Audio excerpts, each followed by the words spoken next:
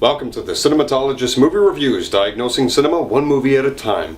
With summer 2016 coming to an end, and a really lukewarm season having been shown to us in terms of Hollywood productions, Don't Breathe is a smaller scale production brought to us by the same team that brought us the Evil Dead remake in 2013. So can this team bring us another head-turning thriller, or is this a film worth diagnosing? The first thing we're going to look into is the straightforward story. This film benefits from the nutrients of cutting out a lot of the fat that usually can bolster a movie like this.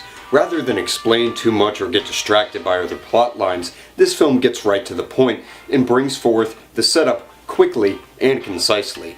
This prevents us from a whole bunch of detours that usually go into these kinds of movies, and we get right into the action right away. This helps in keeping the pace of the film flowing at a good rate while still keeping the viewer involved and immersed in the story. And the next nutrient we have to give this film credit for is the engaging acting. Don't Breathe benefits from getting us acquainted and invested in the very few characters portrayed throughout the movie, and a big part of that is because of the compelling performances. Admittedly, these characters aren't very unique, nor do they have vibrant personalities, but the performances bring out the intensity of the situation these characters are experiencing, and the actors do deserve due credit. And along with that comes the spine-tingling suspense. The key selling point of this film is the sheer suspense that surrounds the situation of the characters. Being stuck in a pitch-black house with a murderous blind man, certainly spooky indeed. What results from this situation is a lot of white-knuckled, edge-of-your-seat suspense that is full of surprises, jolts, and excitement. This is brought to life by a keen and specific focus on the cinematography, but mostly the sound design, which is certainly the focus of the film. Throughout most of the movie, you can hear the faint breaths of the actors, even if the situation isn't very tense. It's effective and subtle filmmaking at its finest, when certain qualities can be amplified over the whole course of the film rather just than in the noteworthy scenes, because it shows the dedication to the craft and how much this is supposed to transcend onto the audience, and it makes for a very fun and noteworthy experience. And with that said, we're going to have to move on to the side effects of this movie. What appears the only real side effect that we have to deal with in this film is the thin character development. While the performance of the actors help make this movie fun and exciting, it's definitely noticeable that the characters are pretty thin and not written to arc much.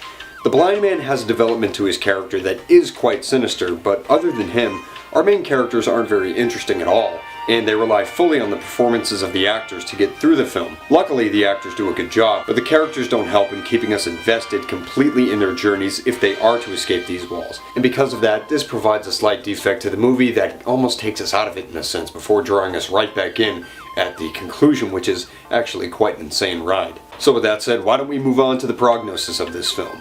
Don't Breathe is a fun, straightforward ride with a lot of suspense, thrills, and excitement to be experienced.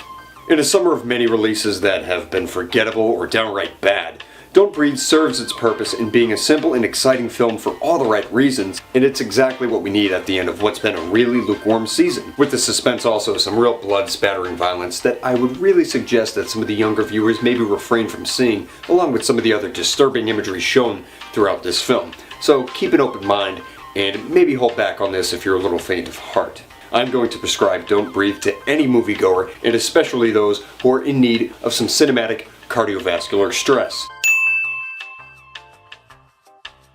I would deem this as a modern emulation to 1971's See No Evil, but a little bit of a role reversal is put into this film. But the real question is, what did you think of this movie? Comment below, did you like this movie or did you not like this movie? Why or why not? In the meantime, subscribe to the Cinematologist Movie Reviews for weekly movie reviews, movie talk, and movie updates, and anything in between.